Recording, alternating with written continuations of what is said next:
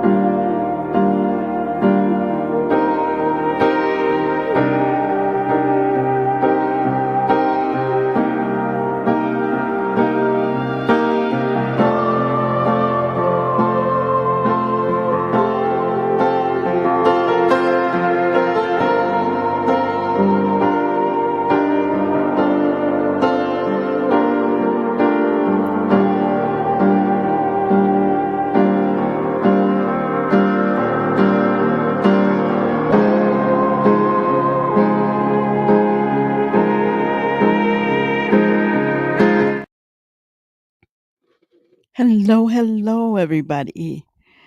Welcome. Come on in, come on in. So I know that Jen Coffindaffer is on right now. She was just going over a few items, just going over where things are sitting right now. Mostly everything I heard so far on the Sebastian Rogers case from Jen tonight is basically what we already knew. And I don't know if most of you, hello, Ginger Girl. I don't know if most of you had seen the post from Heather Cohen, Seth's previous private eye. She's getting a little frustrated because everybody is contacting her about the box, and she states she never had the box and she just wants to be left alone. She doesn't talk about Sebastian's case anymore, so she just kind of wants people to leave her alone, and she has that right? People should just let her be. Hello, Brenda Joe. Good to see you. Twice in one day. I got to finally see Brenda this morning, or afternoon, I guess it was. But yeah. So, tonight we are going to go over. We're talking, of course, about the Rose Petal Murder Trial. And I don't know if we'll get through everything tonight because I do want to show a couple of videos. But I did make up the first 4 days kind of what happened in court. because the state rested on Friday, which is really strange, guys. I saw people talking about it. I guess Fitz News was talking about it with some panelists, and they actually brought up a really good point. If you're looking at it, because we as people on YouTube streets know more about this case than the jurors do. We just do.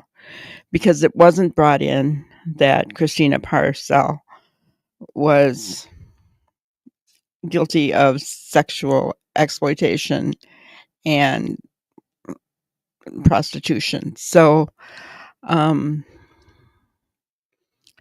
that information wasn't allowed to be brought in. They said it was irrelevant.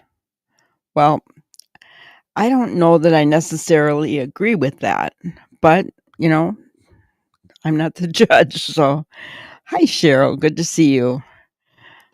So I thought, well, let's just take a look at everything that's gone on. We may watch a couple of videos, a few things that are coming out, or that came out in the trial that I thought were important, right? So I'm going to share my screen.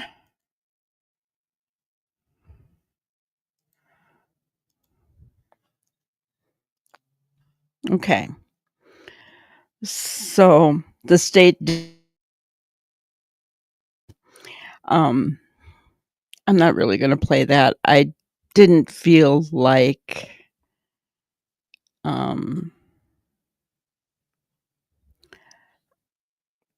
you know how some prosecution attorneys are just vibrant and they're out there and they just boom make you see where they're going. This guy stood up and started telling him who he was and then introducing them to the defendant, Zachary Hughes, and his defense team, and then the court reporter and the clerk and the judge. And I'm like, okay, I really felt like he was almost, he wasn't trying to be. I didn't get that from him at all, but I wondered if the jurors felt like he was being condescending, right? Even talked a little bit about how there'll be objections and then it'll either be right or wrong. But one thing he didn't bring up was what sustained meant. Overruled is pretty self-explanatory, but a lot of people don't know that word, sustained. If there was anything I think that people don't know about the trial is that word. I've seen it in chat a lot of times when I'm watching trials. What does that mean? But it was just really kind of the way that he started out. I was not impressed at all. He didn't give a good overview of where they were going with this trial. And I think what they wanted to do was present their evidence and then let the defense make their arguments, and then they were going to bring it all home on the recross. But there are whispers that the defense may not even put on a defense again in this case, just like the Megan Boswell case, because they feel like the prosecution was all over the place and didn't provide a good overview of why they feel that Zachary, should be sent to prison for this. The defense did not give an opening argument. They are going to wait until their case, which would be Tuesday. Yeah, Monday is a holiday for the court. So, but the first witness that they pulled up on the first day, this is day one, Sarah Young. Sarah works for the police department, and she was in charge of pulling the 911 call from Bradley Post. Now, Bradley Post, if you remember, he is the on again, off again boyfriend of, on the left here, of Christina, who was the victim in this case. Okay. So she pulled the 911 call because he got there. She didn't answer the front door. He went around the back and walked in. He said he knew that they sometimes didn't lock the back door. So he walked in, he saw her on the floor, saw a lot of blood, and called 911. Didn't touch the body. He didn't, through body cameras, he didn't have blood on him, anything. Okay. So you could tell that he did the right thing, right?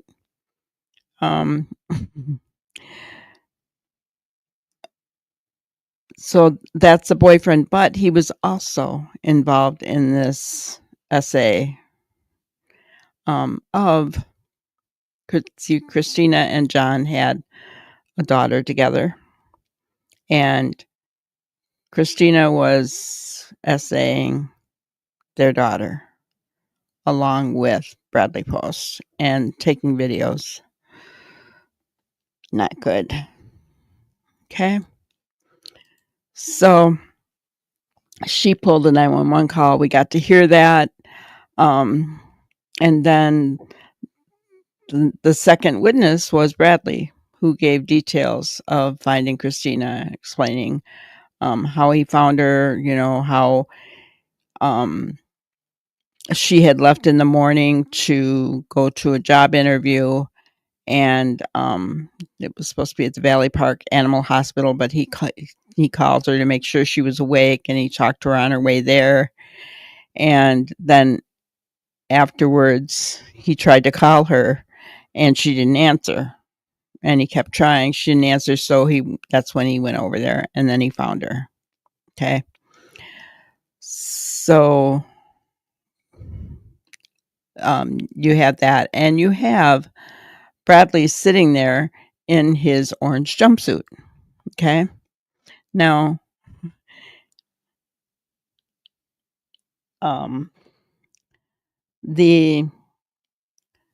since the jury could not know about the essay because that was not allowed to come in, the prosecutor had to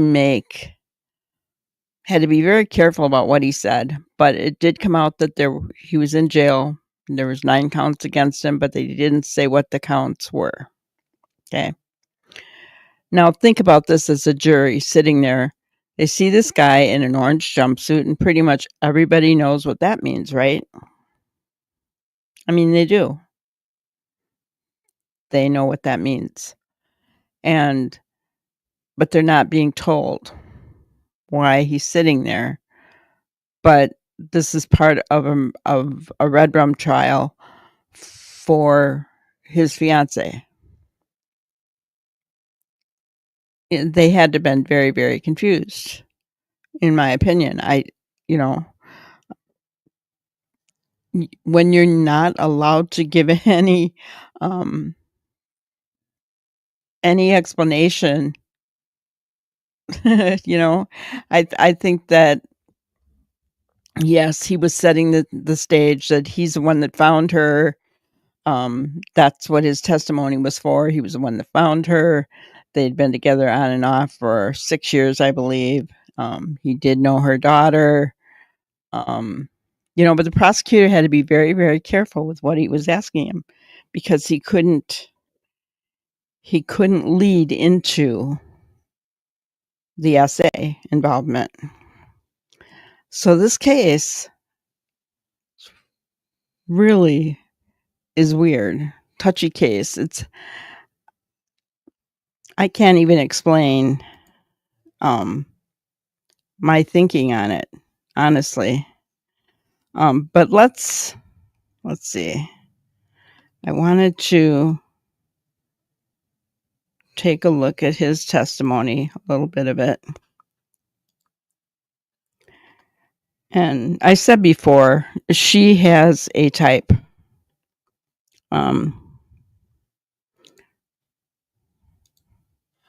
If you look at her ex-boyfriend, who is her baby's daddy, and then Bradley, she evidently has a type. Gray-haired men, old men. I don't know.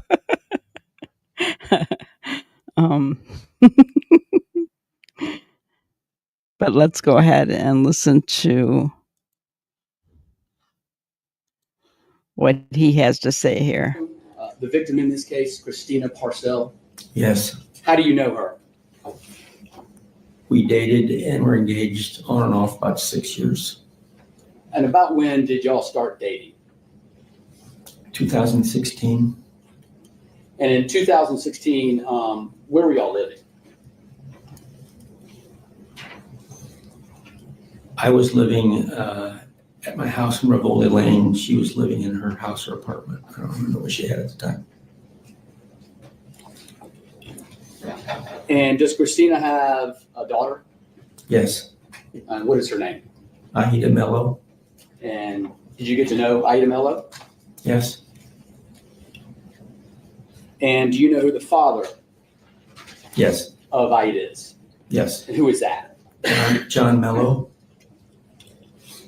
And were you aware of a child custody dispute between Christina Parcell and John Mello? Yes. And was this custody dispute ongoing from 2016 up until 2021? Yes. And how were you involved in the child custody dispute? I would listen to her talk. Sometimes I'd assist her to go to an attorney, whatever, but, she'd just tell me about what it was. Was it contentious? I'm not sure what you mean.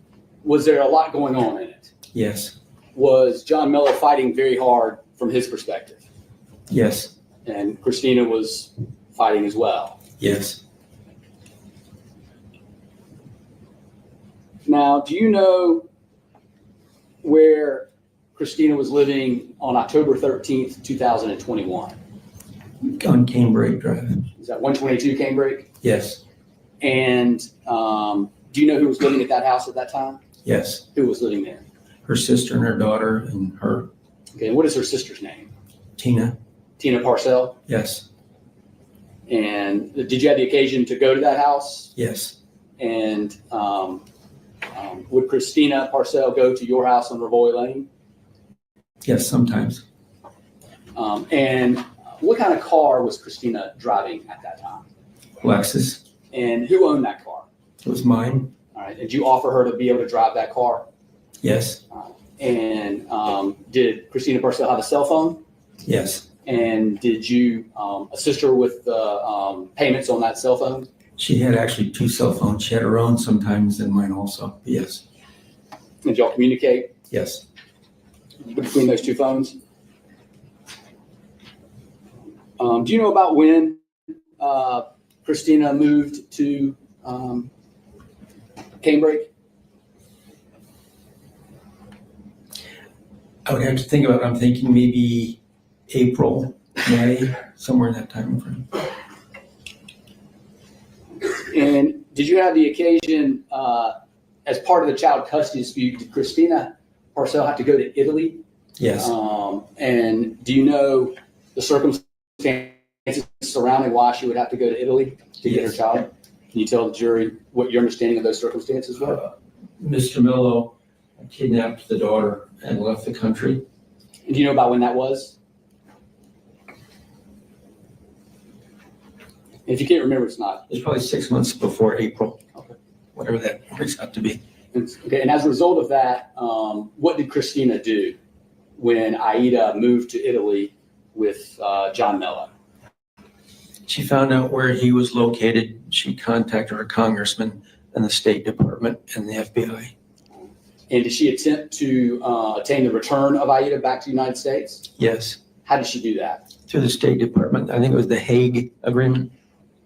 And did Christina actually fly over to Italy? Yes, Do you know how many times? twice. And were you assisting her and helping her throughout this process? What do you mean? Financially, were you helping her? Some, but she was receiving contributions and reimbursements from those organizations that help women like that.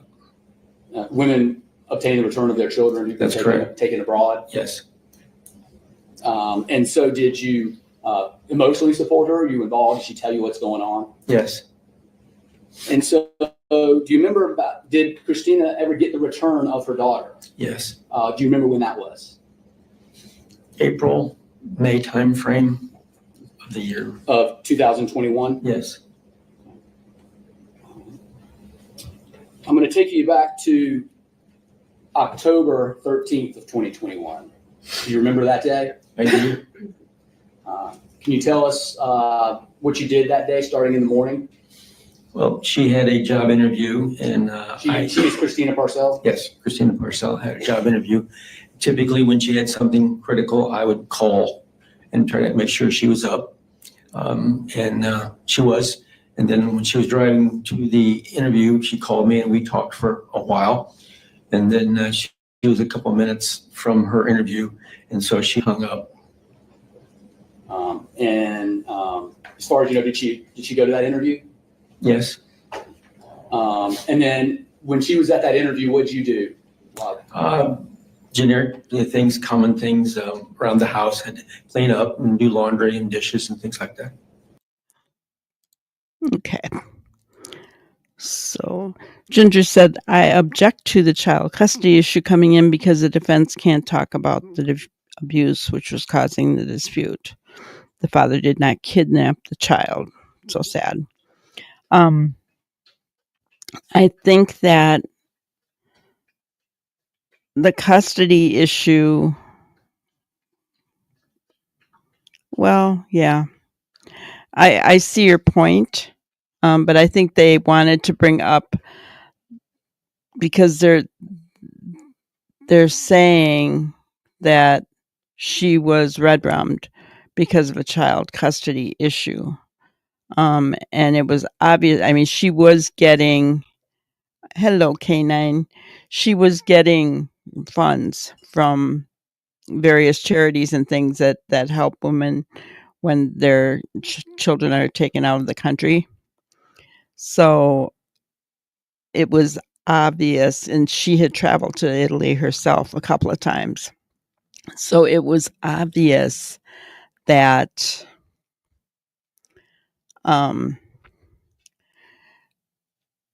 that had to have been part of it. But and I think that that's the only leg they had to stand on when the SA abuse could not come in, right? So that's the only thing that they had to stand on. And the other thing is that he did have full physical custody of the daughter, Aida, I think her name was. But he did violate the visitation part of the custody agreement, because Christina had right to visitation. And by taking her out of the country without permission, that is, a violation of that order. You can't take a child out of the country without getting permission from the court and the other parent. You just can't do it. It's illegal. So, he was arrested on those charges later, but the charges were dropped, and I think that the reason they were dropped was not because he wasn't in violation, because he was, or they wouldn't have been able to arrest him. But it was because she was gone. So there was no sense in prosecuting him. And she wasn't there to prosecute him anymore. So those charges got dropped for that reason.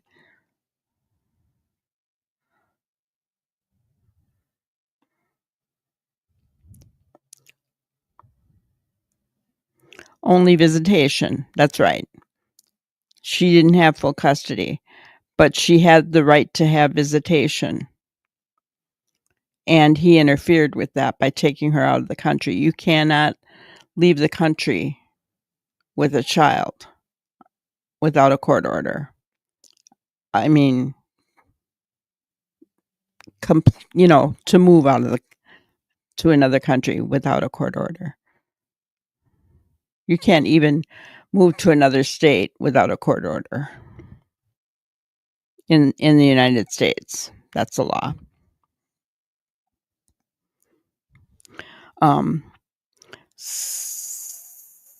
So let's hear him finish up talking about that day, and then we're going to move on. And then, did you ever attempt to contact Christina? Yes. About when did you attempt to try and contact her? I think it's around 11 o'clock, plus or minus somewhere in there. And so how did you do that? By phone? And were you successful? No. So as a result of your unsuccessful attempt to contact her, what'd you do? I thought I should probably go over and see how she's doing. And did you do that? I did. How did you get there? I drove my car. What kind of car did you drive? Mercedes. Is it red? Yes. When you drove over there, where did you park it? In their driveway. And when you arrived to 122 Canebrake, what did you do? I went to the front door and rang the doorbell. And were you able to enter? No, she didn't answer. So then what did you do? I walked around the back door because frequently they'd leave the back door unlocked. And I walked into the back door. This jury just saw the body camera of Chris Robinson. Did you see him go in the house?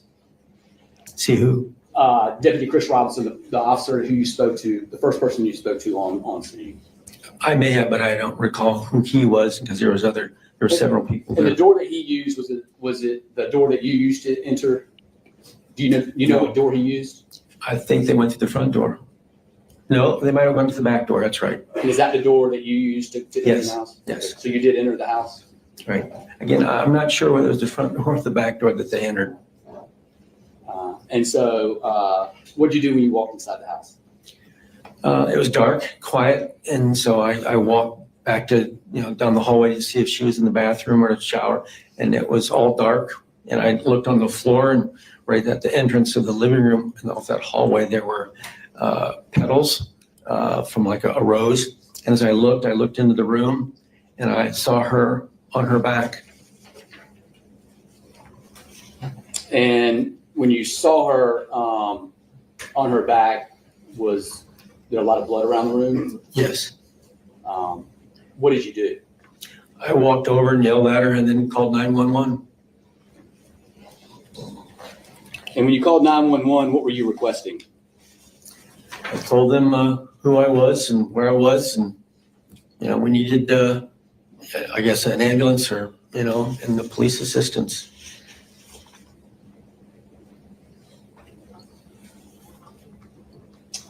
At this time, on October 13th, did you know where John Nola was located? I assumed he was in Italy.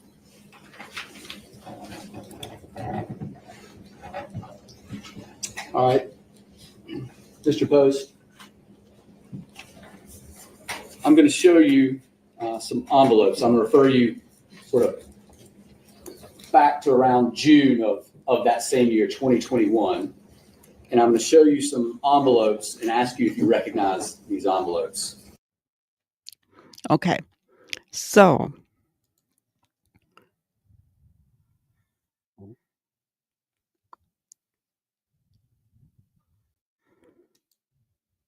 I agree, K9, so very much. So these envelopes that they're going to show, I'm not going to go through the entire testimony of it, but this is where they proved that John Mello and Zachary Hughes, the accused Red Rummer, worked together to try to expose Christina's SA exploitation, Christina and Bradley Post's exploitation. So they took nude photos and of Christina. Basically, I think they were of Christina, but they were not. They were nude. Some were on her hands and knees, looking back at the camera. I mean, just exploitative photos. And they sent them to all of Christina's neighbors, his neighbors, also to the guardian ad litem over his child from the child custody case. The person who protects the child, he sent them to that person as well. Christina had gone to the police about this. She brought all the envelopes and everything. And here is the funny thing that they proved. Not funny, I guess. They proved that these were sent out of Greenville, South Carolina, and also Knoxville, Tennessee. Okay, these envelopes. And another investigator is going to come on later to tell us that they pinpointed that Zachary had sent those envelopes from both places. He was in Knoxville as well, and he was in Greenville at the time that each of those envelopes were sent out. He was there on the day that they were sent out. So, proof there, as well as a lot of overwhelming email proof. Him and John Mello talking about doing this. WhatsApp, a lot of those, and those messages were garbled, but those are the kinds of things I love to do. So as they were showing them on the screen, I'm figuring them out. Because you got the words, but they're all in different order. That's what happens when you pull deleted text from WhatsApp, I guess. The words come back scrambled. So you kind of had to unscramble them. And you could make them out. I was able to. It was pretty easy. So and not only was it in regards to these envelopes, but there were also messages in regards and phone calls. But the phone calls, they weren't wired or anything, but they had talked on the phone the night before Christina was red-rummed.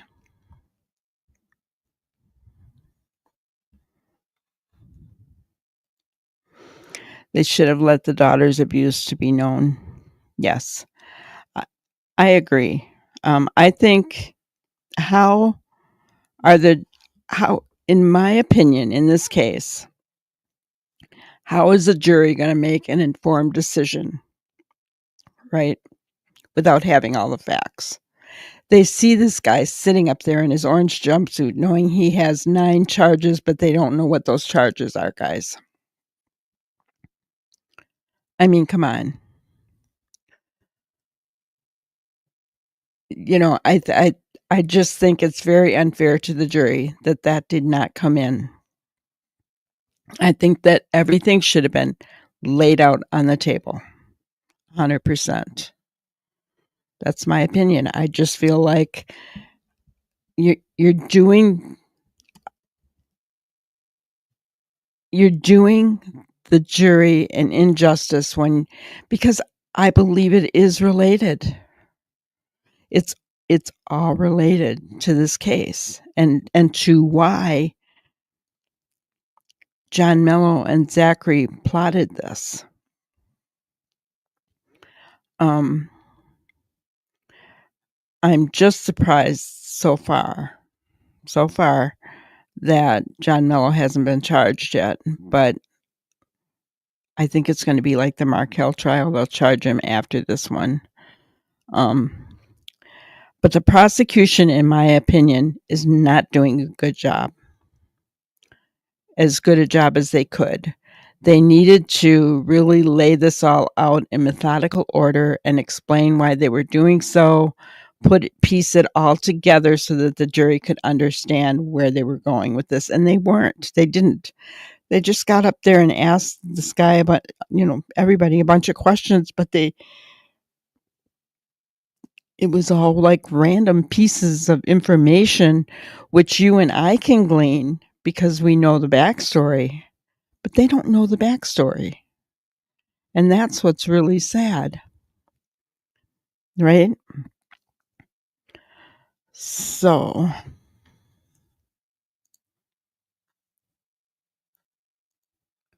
then we go back to the third witness, who was Jocelyn McGinnis, and she interviewed Christina on the day of the Red Rum.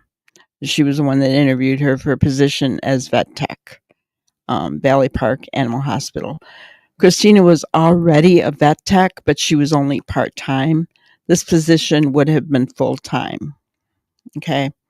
So it was just a matter of placing her there. What was her demeanor like? That kind of thing, right? From all accounts, everything that we have heard in regards to Christina and animals, and although I guess there was sodomy involved with, animals, and I don't know, but there were good things said about her as far as being a vet tech. Okay. Honestly, guys, this case is really, really hard because every other case, we have compassion for the victim. I can't honestly say I have compassion for this victim. I don't feel that Red Rum is an answer, no matter what. It should have been taken up with the courts. John Mello went about this, and Zachary Hughes went about this the wrong way. They should have taken this all to court because it's illegal. Prostitution on the internet is illegal.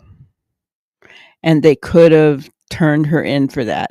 They had on the envelopes that they were sending out, they had the website on there.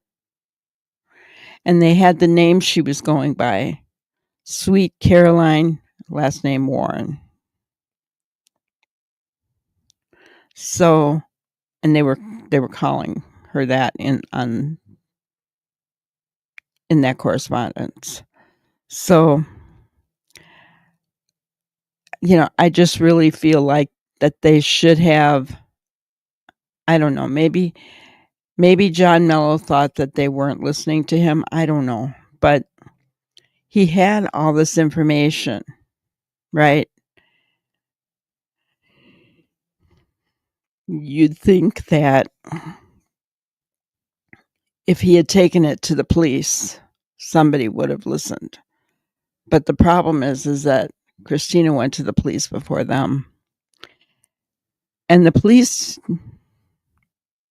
saw those websites and everything on that correspondence. So, and she admitted it was her. So I don't know. This is a case of law enforcement dropping the ball, guys. I don't know. Another case of law enforcement dropping the ball. The fourth witness, and so you guys tell me as you see me talking about these witnesses and what they're talking about. Tell me if you think if it's random, it's bits and pieces. Tell me how you would feel if you were the jury. The fourth witness was Darby Jackson, who took Bradley's post DNA on the day of the murder.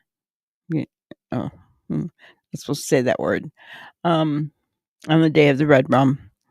So, I mean, he was the one that was there, even though he didn't have blood on him, nothing like that. He was the one that was found there. You know, take his DNA, right? She was the one that took the DNA. The fifth witness, Master Deputy Jonathan Garrett, he was the one that obtained the search warrant for the crime scene, and he also went to the crime scene to help process it. The sixth witness was Christine McCall. She did the forensics of the drug analysis. There was a bag of cocaine found at the crime scene. Okay. But she also testified that there was no cocaine in Christine's body, found in Christine's body. So,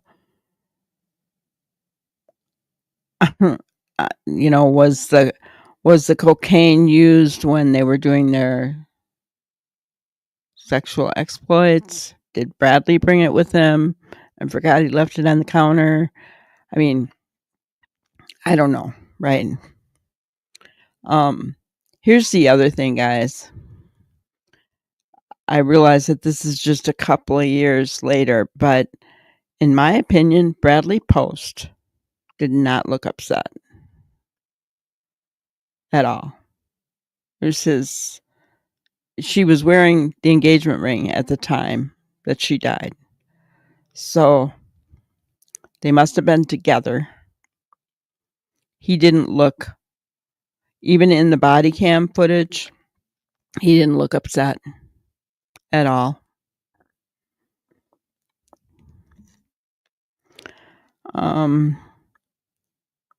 So the seventh witness, it was 4 neighbors testified separately.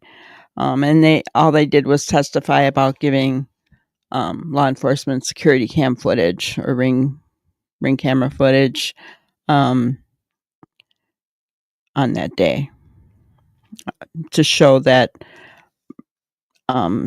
Zachary was on the bike, that kind of thing, and showing where the bike was going, Christina's car in the driveway, Christina's sister's car in the driveway, all that stuff. The eighth witness was Harvey Shropshire from SLED. He was a tech agent who does audio and visual. So he was, looking at the ring camera footage and cell phone, all that kind of stuff. He was the one that did all that kind of stuff. The ninth witness was Donna Gorman. She is a neighbor and an eyewitness. She saw Zachary Hughes. She stated he had reddish blonde hair sticking out and a beard. The only discrepancy there was she said he had on a hoodie, but he actually had on kind of like a beanie cap, I guess. And I guess he had like a mohawk, but it was long and had a ponytail. Probably kind of like how Seth wears his hair. So I don't know if she saw like the ponytail hanging out the back or what she saw, because it was shaved on the side so that the hair wasn't coming down. But she stated that she actually saw him. She saw him putting on his gloves, getting on his bike. She was sitting in her window. The 10th witness was Deputy Riley Strokes. He was from the Greenville County Sheriff's Office, and he was at the crime scene, and he secured the crime scene, helped secure the crime scene, especially with his car so nobody could drive down the road.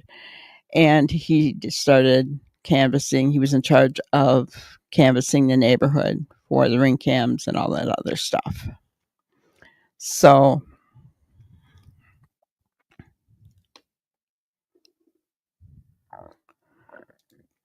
exactly. Yeah, either one, right? Canine. I mean, I think that she should have been, um, prosecuted for the SA and for the prostitution and registered as a sex offender, right? I mean, um, as Bradley Post will be, right? So, in my opinion, that's what should have been done, not red rum, right? That's never an answer. We should never take that as an option, you know. Um, it's unclear as to whether Zach decided to do this on his own or whether, you know, John was saying, hey, do this for me. I mean, I think that from everything that I heard about Zachary, he took care of 5 adopted siblings that his parents adopted from Russia, and they were siblings. He took care of them. He seemed to like children. And when Aida came up to him and asked him to play Claire de Lune, that impressed him. And I think that he really, kind of grew attached to her, right? He was a good friend of John's, and, Aida was probably there when they would visit, things like that. And I think it disgusted him, right? It would disgust anybody if you found out about it. If John is telling him this and he found out about it, it would disgust anybody, right? It's really, really weird, though, because he sits in that courtroom with just a straight face. That he never shows any kind of emotion at all.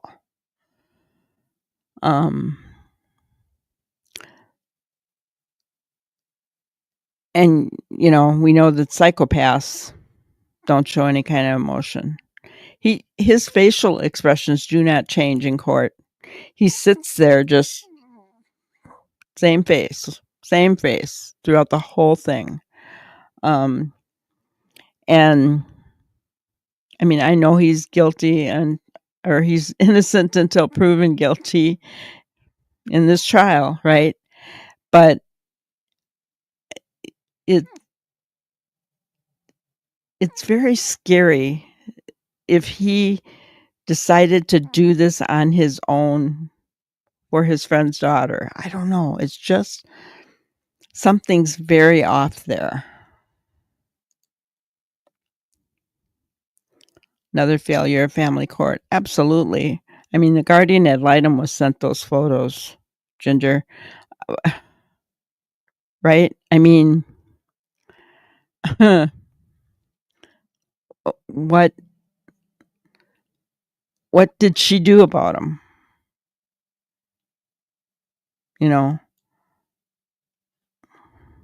Because Aida came back. She was in school the day of the red rum. She was staying with Christine at that time, and for all intents and purposes, everyone thought John Mello was still in Italy. So she had her daughter for visitation. I don't know for how long. I don't know. But she did have her daughter. So, because they had a police officer, an SRO, come to the scene. He came to the scene.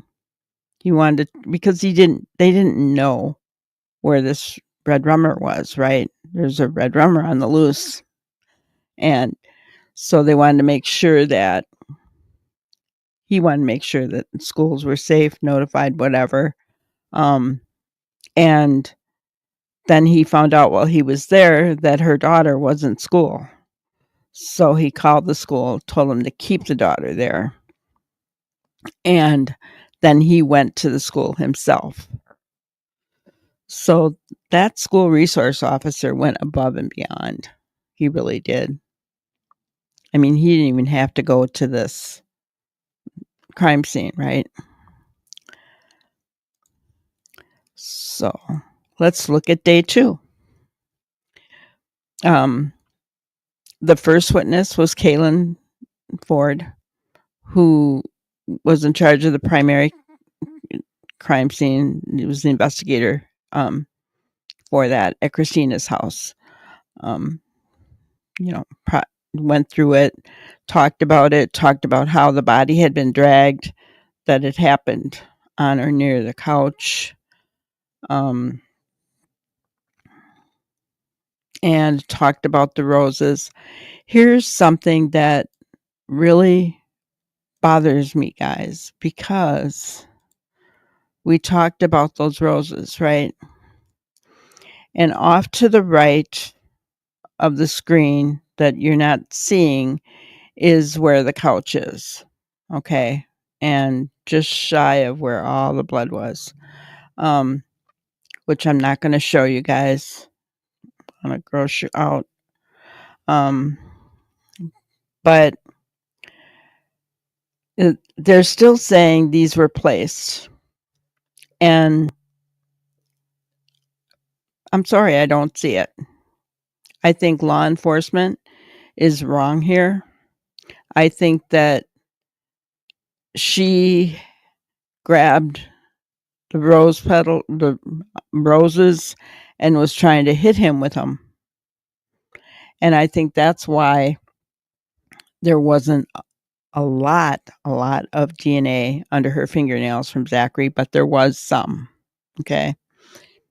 There was his DNA under her fingernails,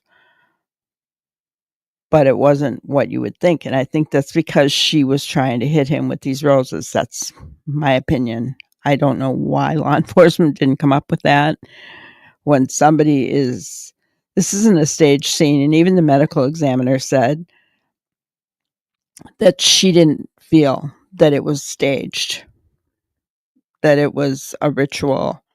But that's what law enforcement are trying to say, and I just don't agree with it. I would tend to believe more the medical examiner because there was nothing about it, that if you're going to leave rose petals, you're going to leave just rose petals. You're not going to leave stems, and you're not going to leave stems on the rose yet. And I mean, leaves everywhere and stems everywhere, and it's just not going to happen. Maybe she had bought some to put in a vase or something, and I don't know, but either way, I just don't believe that part of things.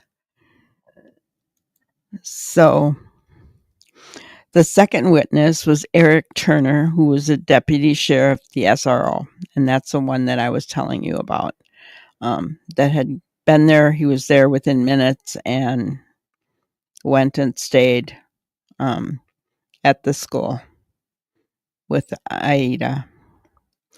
The third witness was Tina Parcell, who was Christina's sister. Now, this witness, it was very strange, in my opinion.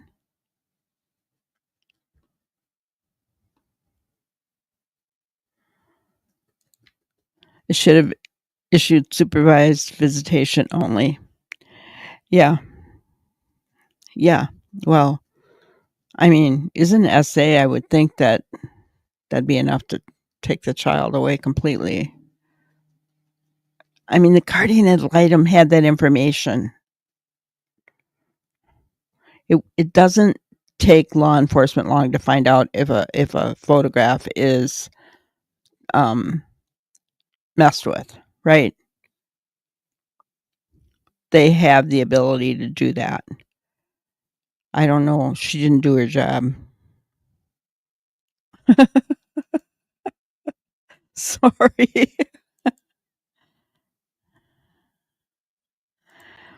You feel like they're trying to glamorize the case? Yeah. Right? I mean, it's called the Rose Petal Red Rum Trial. Rose Petal Red Rum case. It's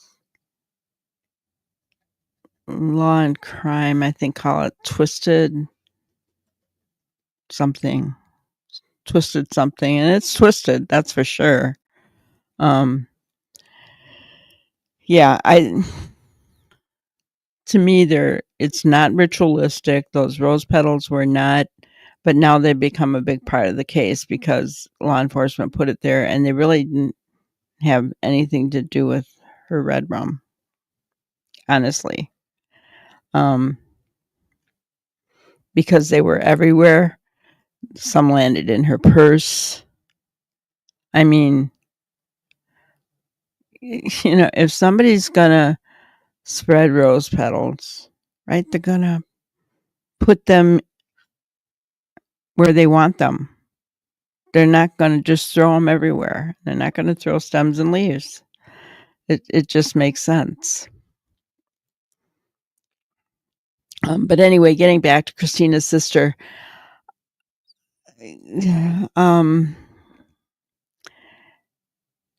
I honestly, she never said this.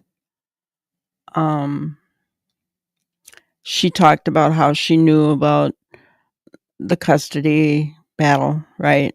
She knew about all that. But she never, of course, she couldn't bring it up.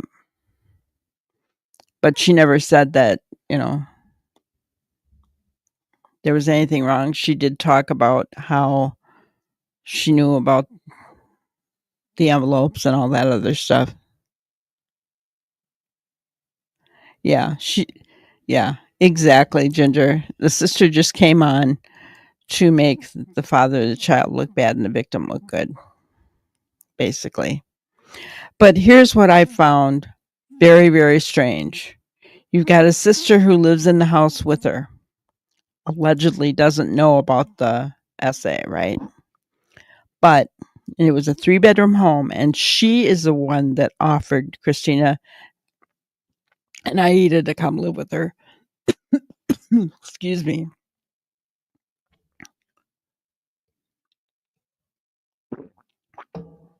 Okay, so she's the one that offered for them to come live with her. I have 3 bedrooms, one for you and one for Aida. So, but they turned not right away, but eventually Aida started sleeping with Christina, and they turned Aida's room into a playroom. What does that say, guys? Why? I mean, if you're living in a 1-bedroom apartment and your child has to sleep with you, understood. You're living in a 3-bedroom house with your sister. Your child can have her own room. Why is she sleeping with you?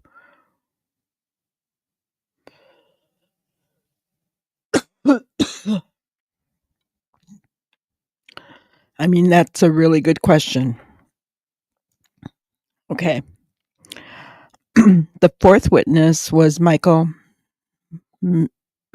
Meinadult. He was a photographer. He worked for John Mello. You can imagine what his job was. Takes photographs, right? The 5th witness was Master Deputy Blake Wolf. He was the co-lead investigator, and he just talked about the crime scene basically.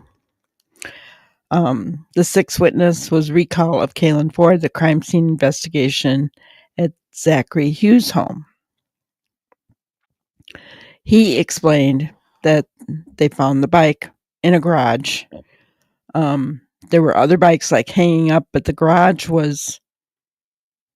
he was living in somebody's house, right? So it wasn't his house.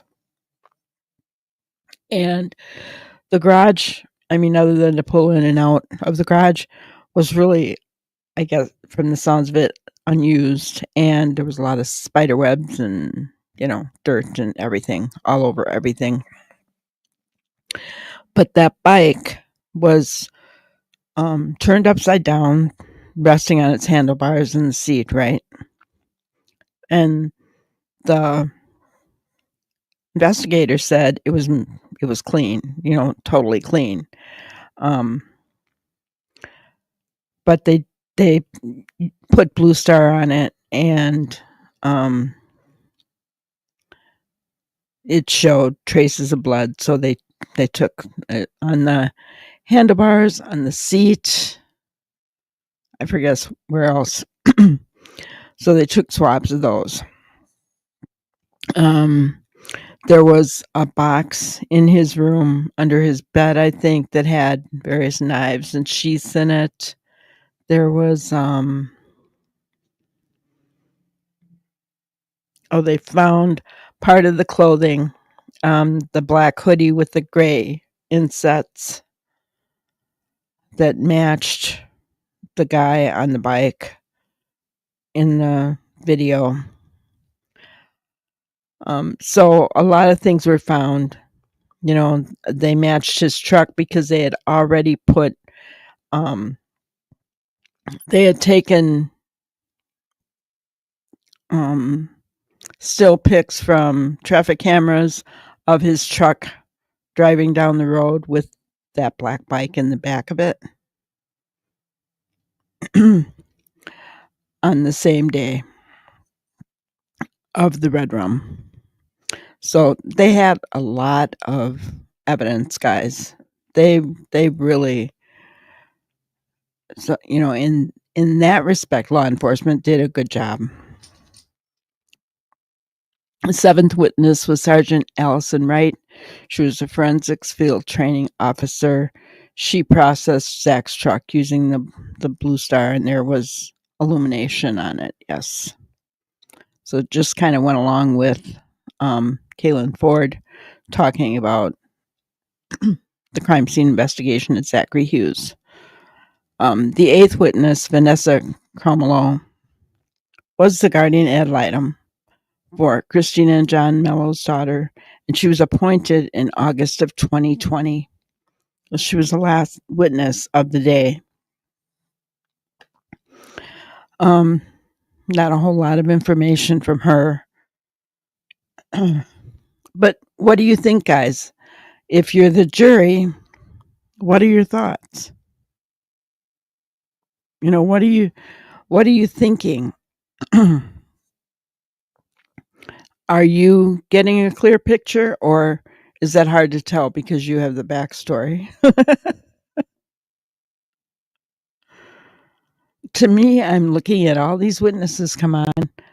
Okay, so the ones that made sense were the crime scene investigation at Zachary's house, and then the one that came right after, who said, she's the one that actually sprayed the Blue Star. And, yeah, I think they got quite a bit of evidence against him. The bike at his house,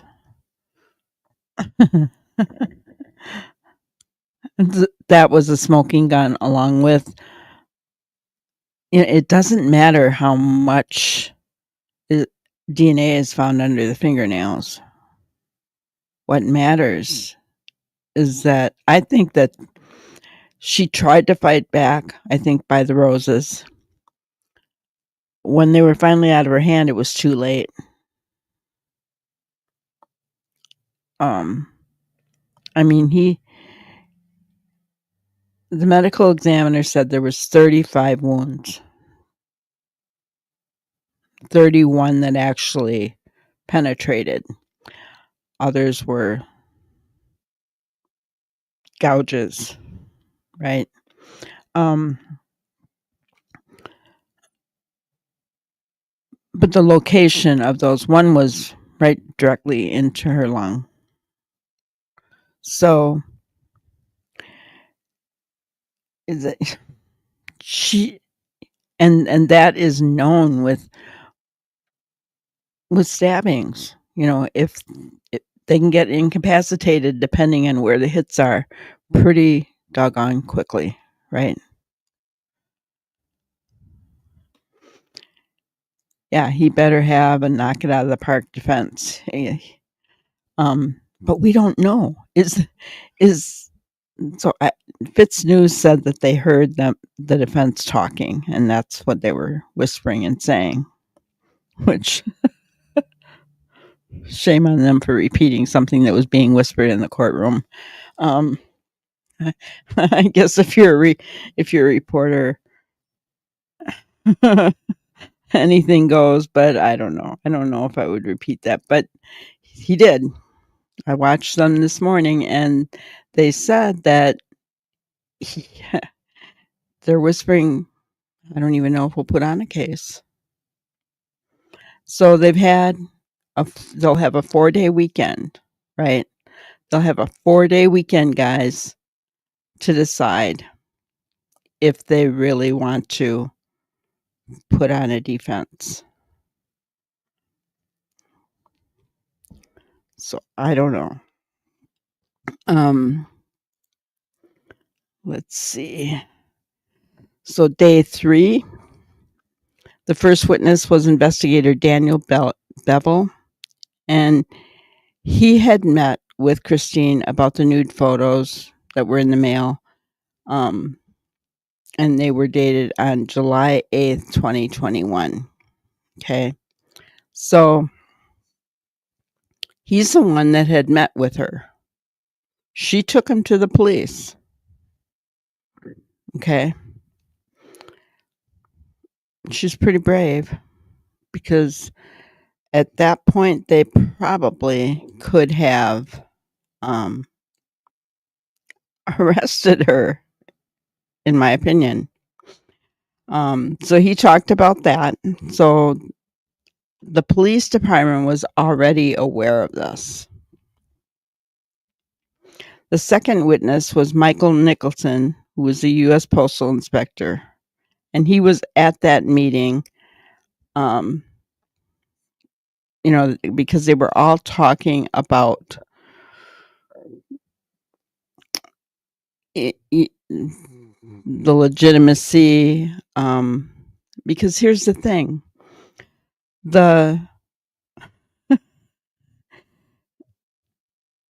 the address, the return address that was on these envelopes was Bradley Post's P.O. box. So, he was just there to kind of overall give a legitimate, how does the postal service handle this? He's an investigator. He's an inspector. So he looks at everything to make sure that everything is going above board, right? Third witness, they recalled Master Deputy Blake Wolf. They got access to Zachary Hughes and John Mellow's Gmail accounts and emails related to the photos. So then they went over those. Okay. And guys, that solid evidence there.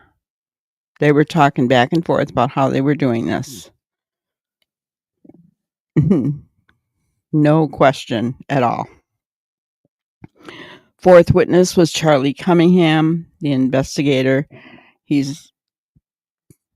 was in charge of electronic evidence. Okay, so he was in charge of, anything electronic. Whether it was cell phone, and gathering that information, and computers and emails, all of that. He was in charge of gathering up all that information. The fifth witness was Matthew Wild with the FBI, and he was called because he's a cell phone expert. Okay. So they talked about how their phones were used. They didn't have any wired calls. Okay. But they did note that Zachary Hughes had his phone shut off the entire day of the Red Room. The sixth witness was Michael Land, and he did a Wi-Fi investigation. The seventh witness was James Perry. He's with the Computer Crimes Investigation Unit. So he was looking into, obviously, I don't know how much they went into that, though, the essay and all that, but he was called. The eighth witness, Jared Sparkman, went over phone and the text messages. He was on there for a while. So, the WhatsApp and all that, phone and text messages between John Mello and Zachary Hughes. So this day, to me, other than talking about the male photographs and that kind of thing, because they did get a little bit into, because they did say those photos were nudes. So the jury does know that. So maybe what do you think? Do you think the jury has it in their mind that she was doing something illegal, especially when they call James Perry the Computer Crimes Investigation Unit? I mean, and it talked about having the website on there.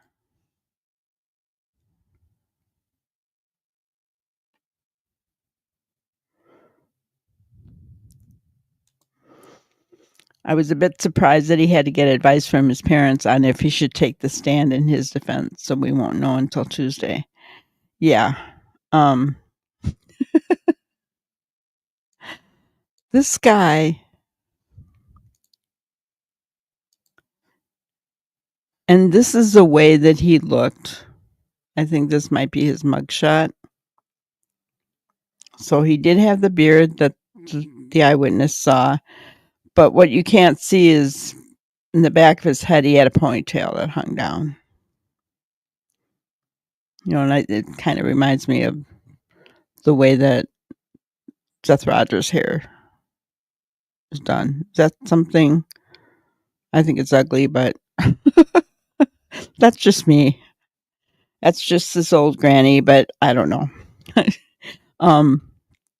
This guy is a classical pianist, guys. Classically trained at Juilliard. He has been known. He did all 32 works of Bach. Played them all by memory. Nobody has ever done that. He did it.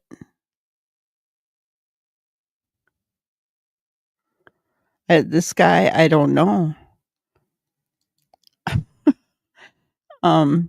It is very strange, isn't it, Cheryl? I'm just this case is weird to me.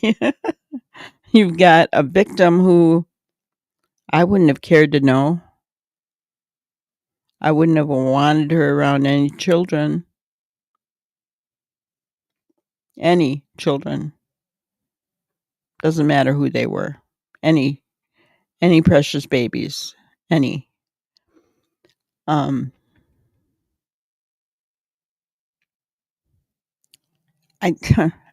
he has had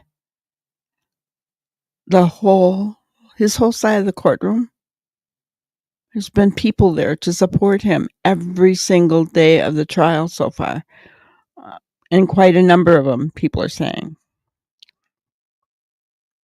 He's well liked. And people wouldn't think he could do that. But see this expression right here that he has? That's his expression all the time, guys. I mean, seriously. That's how he looks all the time. He doesn't have any other face.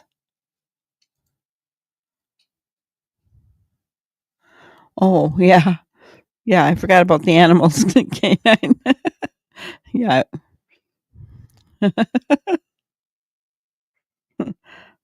I'd like to think Lacey would bite her. Although Lacey's a lover, so I don't think she would. But I'd like to think she would before she'd get hurt. Oh.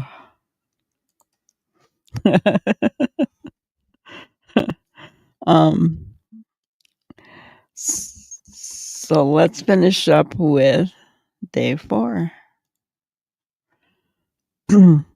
So the first witness was Jared Sparkman, the cross-examination of all those emails, of the phone and text messages, right? Just cross-examination of all of them. And then the last witness was Dr. Claire Rose, the medical examiner, and she went over the autopsy and she explained it all. She had diagrams. There were pictures, but I don't think they showed pictures of the actual body laid out. I think the judge took those out and they didn't show us all of them. But I mean, she pretty much explained everything, right? Some of the, like I said, there was 35 stab wounds, but 31 of them penetrated. The other 4 were like gouges. Like, maybe in the beginning when she was fighting and just gouged her, whatever. Because I know some were on her arms. So, and then the state rested their case. So now I want to hear from you guys. Tell me. I know you know more of the background because I've been giving it to you. But do you think that the state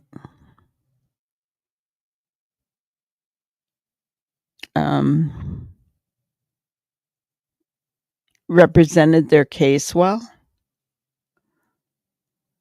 And basically all they did was put out the evidence, I guess. But I don't know. It just seemed different than any other case.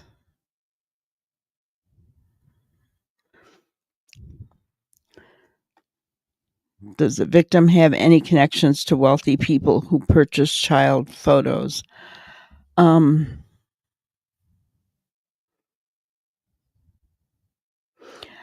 don't know, but I did hear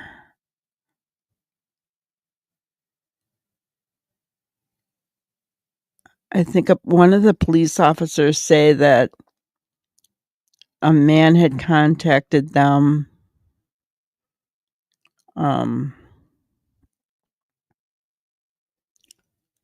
about Christine soliciting him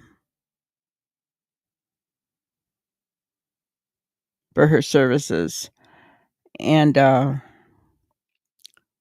he can't testify because he is now deceased.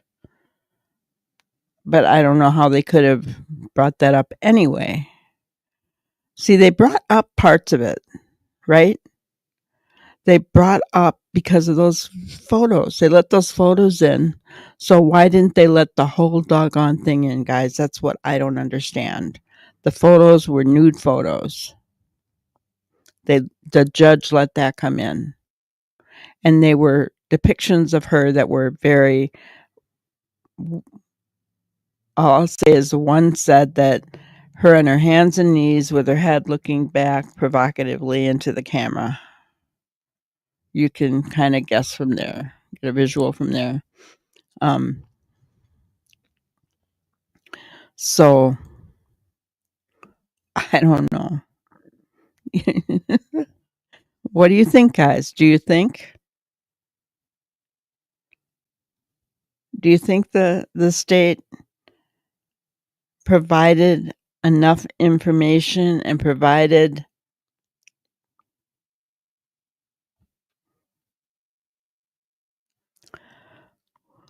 what do I want to say?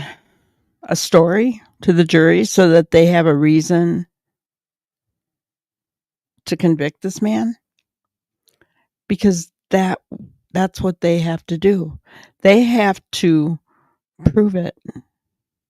They're the ones that have to prove it. The defense doesn't have to prove anything. Nothing.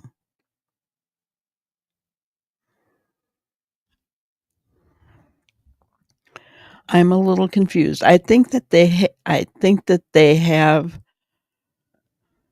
enough evidence.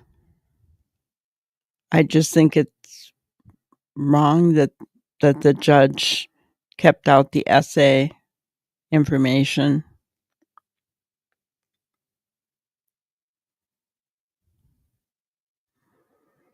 You think there could be reasonable doubt? Where would the doubt come in? You think they did? I'm curious, Ginger, where would the reasonable doubt be? When you've got fingernail DNA, you've got blood on the bike found at his house, the bike also seen in his truck, him riding the bike away from the Red Room, all the emails and texts between him and John Mello leading up to the Red Room.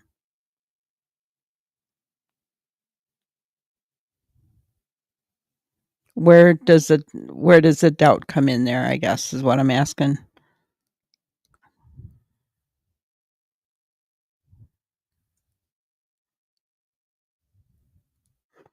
The photos of the house, blurry. The ones on the bike, though, I don't know if you saw the close-up ones, were not. They were very clear as far as I could tell, as far as the bike, the clothing that he was wearing, the shadow of a beard on his face.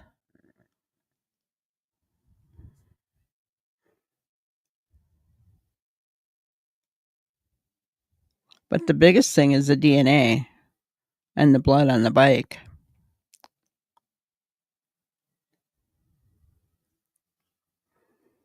And the bike was in his home. I mean, how else would the DNA get under her would Zachary's DNA get under her fingernails? For what other reason? Yeah. I agree with you, Canine. I don't see how he can get off either. Nowadays, when there's DNA on you, you're pretty much done for.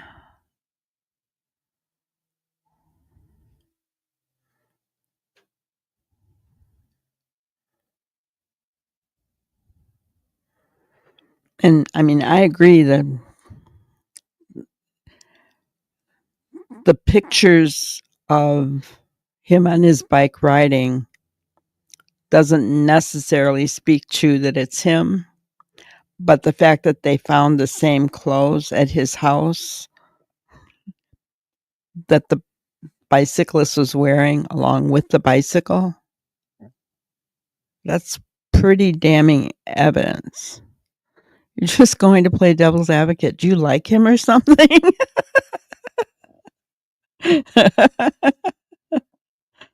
Okay. You're allowed to do so.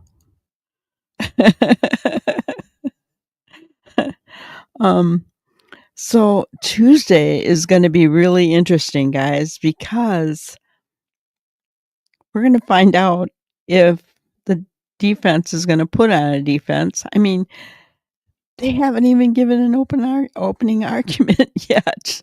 Are they going to put their opening and closing argument all together? I mean, what are they going to do? Is he going to get on the stand? Because I got to tell you, if he gets on the stand, that's never good. I mean, that is never, ever good, ever. Yeah, her blood was on the bike.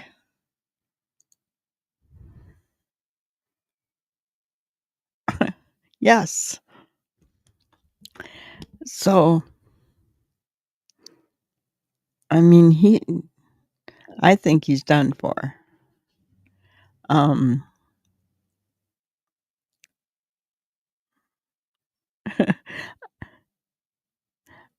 know what Ginger's doing. She's playing devil's advocate because we don't have anybody in here to disagree with us. And it does give us something to talk about. We're trying to figure out, is there a way that he can be made not guilty? I don't see it, but now that we've seen the evidence in the case, I don't see it.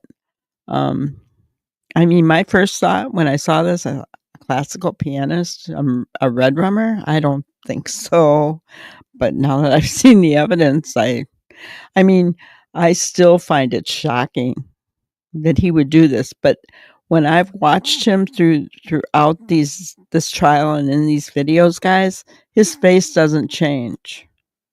It remains the same. He doesn't have any emotion whatsoever. And that's scary because that's signs of a psychopath.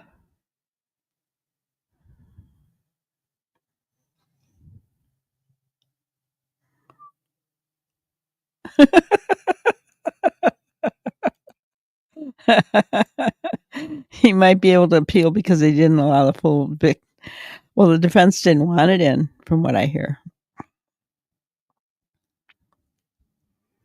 What was his motive, Cheryl says.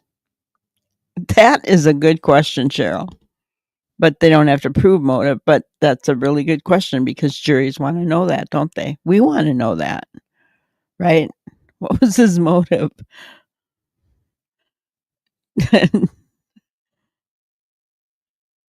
Did he want the girl for himself? Did it just anger him so much because he does like children and he felt kind of a special bond with this little girl because when he asked her, "What would you like me to play for you?" her first words, and she was little, Claire de Lune. And I guess that just bonded him right there with her, right? Because you know, a little child that's not going to be the first thing that a little child says to play, Claire de Lune, right? So I mean, we can only guess. We don't know because they didn't. The only thing that the prosecutor said in his opening statement is that Zachary had a deep-seated anger. And he was angry enough to commit red rum against Christina Parcell. Well, if that's the motive, then my thinking is that his anger was because of the essay toward Aida. Yeah, exactly. To save the child from abuse. I think he was working with the father to save the child from abuse.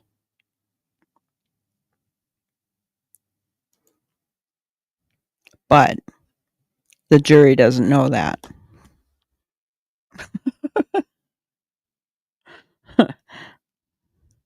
So it's really not a motive in this case. Right? Can't be a motive because the jury doesn't know about the essay abuse.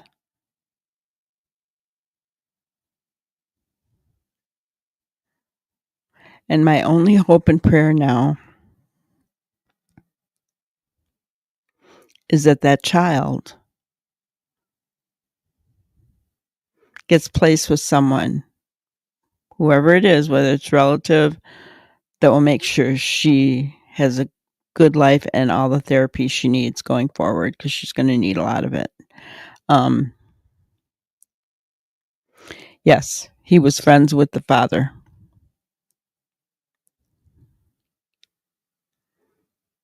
him and the father had multiple texts.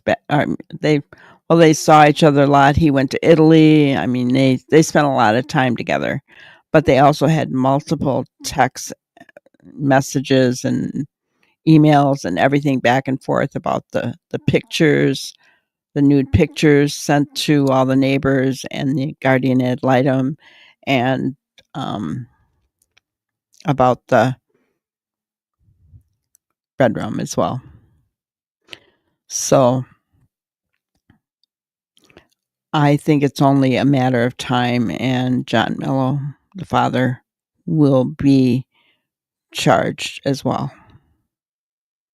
Probably for second-degree manslaughter, I'm thinking. That's my opinion. I think that this case is going to kind of be like a lot like the Markel case. You got her boyfriend or ex-fiance or whatever you want to call him in jail. And then you got Zachary being charged with a murder, and then you're going to see, I'm pretty sure, John Mello being charged after this. So that's why I'm talking about the daughter getting help she needs. I don't know if she'll get placed with Tina Parcell, Christina's sister.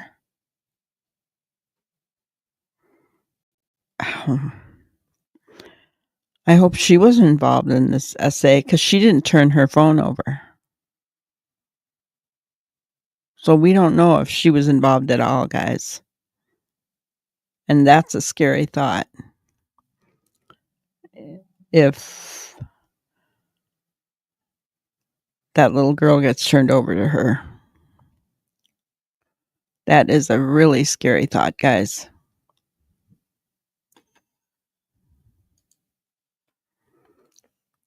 I don't know. So Tuesday we'll find out more. I think tomorrow we're just going to do a catch up on Sebastian. Need to get his name in the algorithm for my channel as well, and just share our thoughts on Sebastian, where we think he might be, where we think what we think the outcome of the trial on Tuesday is going to be, because of Rico. There's a hearing on Tuesday.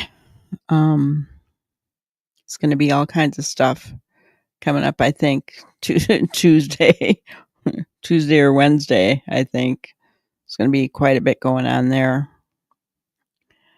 But yeah, I think it'll be a Sebastian night, right? We haven't done him for a little while here. And then Tuesday night, I'll do a synopsis of what happened Tuesday in court with this case, and we will go from there. But tonight, I felt like we've been dealing with so much dark stuff that I just wanted to put a little joke up there.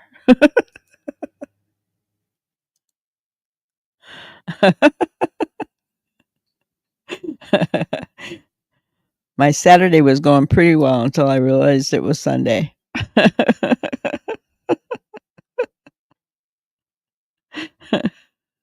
Do you ever feel that way sometimes?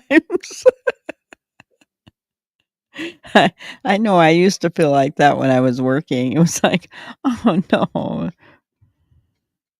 you will get caught up. Gotcha. I still have, because some of the testimony I know I've missed. So I kind of wanted to put in what happened, on each day. And then talk about, because I did watch bits and pieces here and there of it today. But yeah.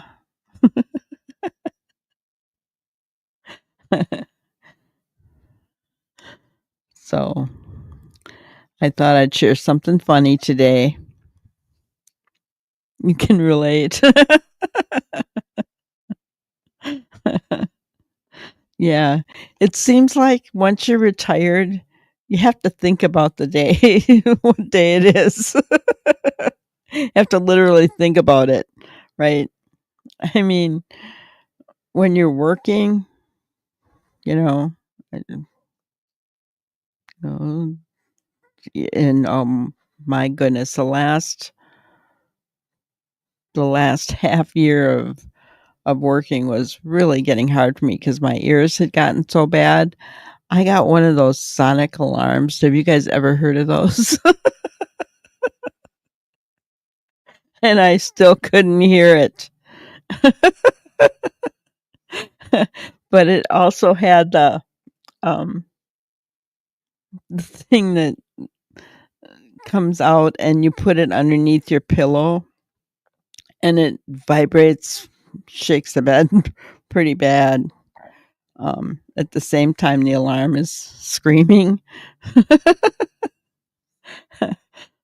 That woke me up. That was horrible. I was always afraid I was going to be late because I would oversleep or something, not hear my alarm. All right. So that's all I had for tonight, guys.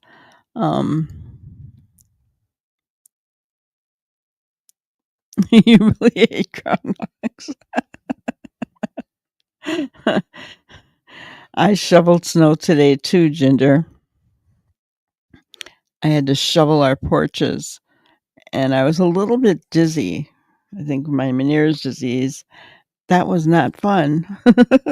I remember looking up, I was shoveling the side porch, and I remember looking up, and Lacey was just running in the yard back and forth, back and forth. And I looked up and I thought, and I said to her, "Hey, keep running back and forth right over here. Then I won't have to make a path to the driveway." Of course, she didn't listen to me, but I was hoping she would. I probably shouldn't have said nothing, and she probably would have done exactly what I wanted her to do.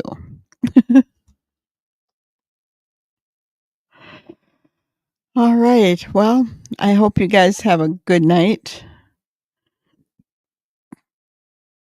Oh, snow and freezing rain and now snow. Oh, and that's going to be slippery underneath, Cheryl. It's never good. Yeah, I hate that. All right. Well, I'll let you guys go for tonight. Be sure to hit the like button on your way out. And share. I'm working on trying to get to 1,500, and it's going slow. But we'll get there. Slow but sure. It's kind of nice because we're keeping it just a nice, safe family, nice, safe atmosphere. So I like that. No garbage in the chat. And good night, Cheryl. Have a good night. And K9, you have a good night too. Ginger and Brenda Joe, I know you're in the bushes somewhere. So everybody have a great night. Thank you for watching another episode of Granny's Crime Busters. We really appreciate each and every one of you. Don't forget to subscribe and like and even share the content. You can follow us on any of our other social media platforms at YouTube, Twitter, Instagram, Facebook, and TikTok. We really appreciate you guys, and you can also email us at granniescrimebusters@gmail.com. Thank you so much, and we will see you on the next one. Thanks, guys.